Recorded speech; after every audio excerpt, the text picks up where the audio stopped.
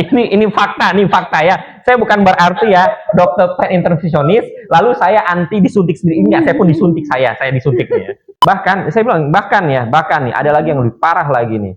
Ya, pasiennya udah sakit dari tahun 2016, datang kepada saya. Nyeri ankle, ya kan. 2016 tapi datang saya baru berapa bulan yang lalu ya. Datang ke saya minta apa? Minta dipotong kakinya. Wow.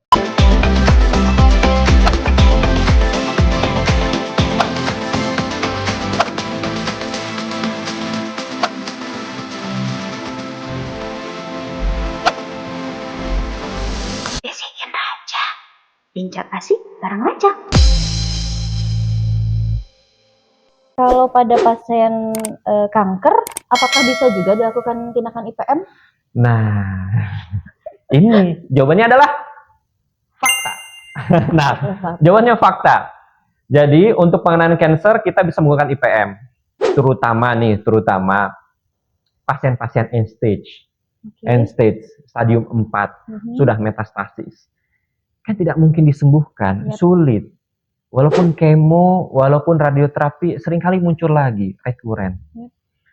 Sehingga membutuhkan pasien itu kalau bisa meninggalnya itu tidak kesakitan. Jadi rest in peace. Jadi meninggal tenang-tenang. Jadi itu bisa gunakan tindakan di IPM untuk mengurangi rasa nyeri sehingga pasiennya bisa meninggal lebih tenang, tidak kesakitan. Oke, jadi untuk pasien-pasien kanker, pasien-pasien terminal pun bisa dilakukan tindakan IPM. Oke. Dokter masih ada lagi nih. Kalau tindakan setelah pasien dilakukan tindakan IPM, pasien itu bisa langsung pulang atau harus rawat inap dulu atau gimana, Dok? Based on case. Balik lagi. Based on case ya. Tapi rata-rata 95% lah saya bilang ya, 10% lah lebih lah ya. 10% itu pasien bisa langsung pulang. Bisa langsung pulang. Jadi jawabannya itu fakta.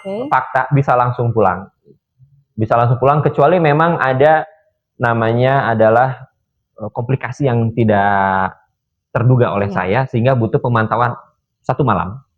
Tapi 90% dilakukan di poli, di ruang operasi itu bisa langsung pulang. One day care ya. Oke. Balik lagi ya sahabat Rajak, based on case. Oke. Untuk mitos fakta yang terakhir mungkin ya, Dok. Nah, intervention pain management ini dapat meningkatkan kualitas hidup pasien dan juga dapat membantu aktivitas pasien. Itu mitos atau fakta? Itu jawabannya adalah fakta. Saya pun meminta teman saya untuk mengintervention diri saya sendiri. Ini fakta, nih fakta ya. Saya bukan berarti ya dokter intervensionis, lalu saya anti disuntik sendiri. Enggak, saya pun disuntik saya disuntik nih ya. Jadi case-nya, contohnya pada waktu saya mau operasi, kebetulan kecapean, pundak saya nyeri, lalu saya meminta teman saya untuk menyuntik saya sebelum operasi. Saya bilang, ini pundak saya nyeri, saya harus operasi, tolong suntik saya dulu. Jadi saya sendiri sebagai pasien ya, itu operasi lebih enak. gitu. Kembali lagi dokter juga manusia ya. Iya, saya juga bisa nyeri. Sama. Oke. Jadi memang IPM itu benar-benar mempengaruhi kualitas hidup seseorang ya, Dok, setelah dilakukan IPM ini ya, Dok. Oh iya, betul. Banyak yang sudah chronic pain, Teh Margin. Pasiennya depresi. Gitu. Kemarin contohnya adalah pasiennya nyeri di telapak kaki. Telapak kaki sudah hampir berapa? 1 tahun. 1 tahun. Tidak ketemu di mana pain generatornya, root of causes-nya gimana, ya kan? Sampai pasiennya itu ke dokter spesialis jiwa. Iya, spesialis jiwa. Karena pasiennya sudah stres, jadi udah nyeri. Bahkan saya bilang bahkan nih ada lagi yang lebih parah lagi nih, ya. Pasiennya udah sakit dari tahun 2016, datang kepada saya. Nyeri ankle, ya kan. 2016 tapi datang saya baru berapa bulan yang lalu ya. Datang ke saya minta apa? Minta dipotong kakinya. Kita potong kakinya. Karena saking udah nyerah. Betul, sudah nyerah gitu. Jadi benar-benar itu kualitas hidupnya harus diperbaiki. Oke, dokter mungkin sahabat Rajak juga banyak yang ingin tahu ya dok ya. Untuk tindakan di ortopedi ini selain intervention pain management ini ada apa lagi nih kira-kira selain IPM ini? Oke, jadi kita kembali lagi ke awal. Jadi orthopedic surgeon atau ortopedi itu adalah sebuah cabang ilmu, itu baik menyangkut ya, saya bilang menyangkut ekstremitas. Ekstremitas maksudnya tulang atas dan tulang bawah, mulai dari panggul sampai ke kaki dan juga dari shoulder sampai ke ujung jari dan juga tulang belakang. Itu yang menyangkut baik ya, kelainan tulang, pembuluh darah, otot, ligamen, tendon. Jadi ortopedi itu bukan hanya menyangkut IPM, ya. Untuk surgery-nya pun ada. Ada tindakan baik itu yang menyangkut tadi kelainan pada tulang, pembuluh darah, otot, ligamen maupun tendon. Jadi mungkin, nah dok, sedikit kita berdiskusi juga ya dok ya. Kebanyakan itu mungkin ada beberapa sahabat Rajak yang misalnya terjadi pasien atau jatuh mungkin dari pohon atau apa, kakinya yang kena, dan itu tuh kalau misalnya masyarakat awam masih banyak setelah kejadian itu langsung diurut. Urut ya. Nah, diurut gitu kan. Nah, itu gimana dok? Bukan masyarakat awam juga ya, yang orang pintar juga males ya. Tidak ada juga ya, bukan cuma orang awam ya di sebenarnya, tapi masyarakat juga.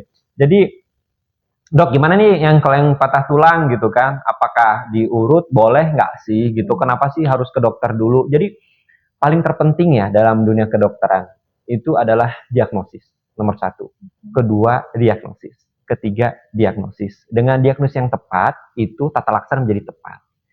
Dok, boleh nggak diurut? Dokter juga itu nggak harus dioperasi si pasiennya. Saya pun kadang-kadang jadi tukang urut. Balik lagi jadi IPM lagi ya dok? Enggak, jadi kan bagian pada ortopedi. Jadi maksudnya gini, ini contoh nih, dok, anak saya jatuh nih, lalu patahnya di tulang pergelangan tangan, cuman retak nih, kayak retak rambut lah ya gitu. Ya udah, dipasang gips aja gitu. Tapi paling terpenting adalah diagnosa, tata laksana, dan tata laksana pun ada berbagai pilihan, ada opsional, ada opsinya. Jadi jangan takut ke dokter. Seringkali saya ke pasien bilang bahwa tugas seorang dokter itu menerangkan, Teh Marjen, menerangkan diagnosis, tata laksana. Pasien mau ngambil opsi tata laksana yang saya berikan, silahkan. Mau kembali lagi ke omongan tetangga, tukang urut dan sebagainya juga silahkan. Karena sekali lagi yang punya penyakitnya itu, yang menderita itu pasiennya. Yang merasakan pasiennya dan keluarganya, bukan dokternya. Kita hanya menerangkan aja gitu. Tapi pesan saya, urut apa sebagainya, saya tidak bisa menyalahkan, dan juga saya tidak bisa untuk membenarkan gitu. Paling terpenting bukan itu, diagnosa yang tepat, karena tidak semua patah tulang harus dioperasi. Dok, sebelum kita mengakhiri sesi ini, mungkin dokter bisa memberikan tips dan trik untuk pasien yang mengalami keluhan nyeri menahun, dok. Nyeri menahun, susah tahu nggak boleh. Pertanyaannya nih saya tahu. Gini.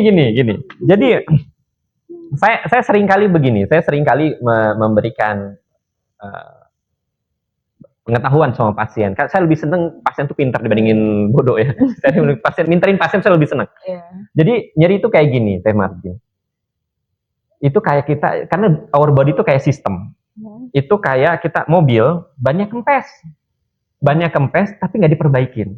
Ingat ya, nggak diperbaikin. Jadi ban kempes, udah jalan-jalan. Jadi mobilnya diajak jalan-jalan ke Jakarta, Bandung dan sebagainya. Akhirnya shock breaker rusak. Akhirnya kampas remnya rusak, rek setirnya rusak. Padahal awalnya cuma ban kempes kurang angin. Cuman pasiennya tuh tidak mengindahkan dirinya ya untuk datang ke dokter, itu hati-hati. Lalu nanti jadi chronic pain. Yang terjadi tuh Teh Marjin, yang terjadi adalah pasien itu nyerinya itu bukan 1, tapi bisa 5, bisa 7, bisa lebih. Skala Gitu. nyeri mungkin ya dok ya? Bukan. Jadi titiknya beda. Okay. Titiknya beda. Jadi ada kompensasi dalam tubuh. Contohnya pasien nyeri lutut datang. Awalnya mah nyeri lutut. Ya. Cuman dia kompensasinya si otot pinggangnya dikerengkeun kumaha kan teh. Dipadetin, sep gitu. Dia nahan pas jalan nahan. Akhirnya pinggangnya sakit. Tadinya awalnya lutut. Naik ke pinggang. Karena sakit. Dia nahan gitu. Sep, udah biarin aja terus aja. Akhirnya jalan-jalan nahan juga karena nyeri kanan, yang kanan itu nyeri, yang kirinya banyak dipakai. Akhirnya ikut-ikutan nyeri. Yang sekarang nyeri yang kiri dan sebagainya.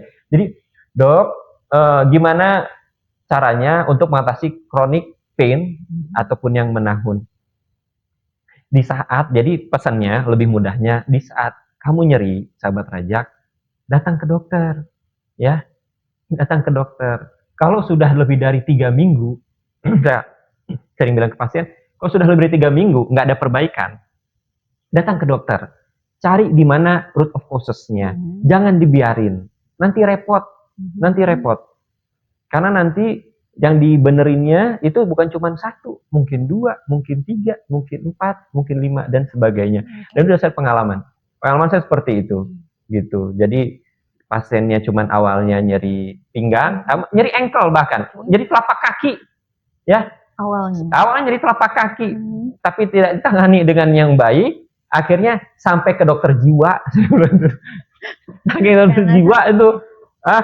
Memang dari awal tidak diperiksakan lebih awal. Ya, betul. Tidak dicari di mana root of causes-nya. Itu bagaimana nyeri itu jadi mempengaruhi kualitas hidup kita. Ya. Oke. Terima kasih banyak ya dok ya. Sahabat Rajak, untuk sahabat Rajak yang mengalami atau ada keluhan nyeri atau apa, jangan ragu untuk datang ke Rajak Hospital Purwakarta. Nanti bisa ketemu dengan Dr. Bobby SPOT. Beliau di sini praktik setiap hari Senin, Rabu, dan Jumat. Ya, sahabat Rajak, terima kasih banyak sudah menonton podcast Bincang Asik bareng Rajak. Tunggu kami dengan tema yang lebih seru dan menarik lainnya. Dokter, terima kasih banyak udah datang ke podcast ini. Sahabat Rajak, hidup bebas tanpa nyeri. Dadah. Rajak Hospital Purwakarta, rumah sakit terpercaya, penuh cinta, fasilitas lengkap dan profesional. Sehat bersama Rajak, Rajak untuk semua. Rajak Hospital Purwakarta, dekat di hati, layanan prima, selalu peduli dengan senyum dan tulus hati.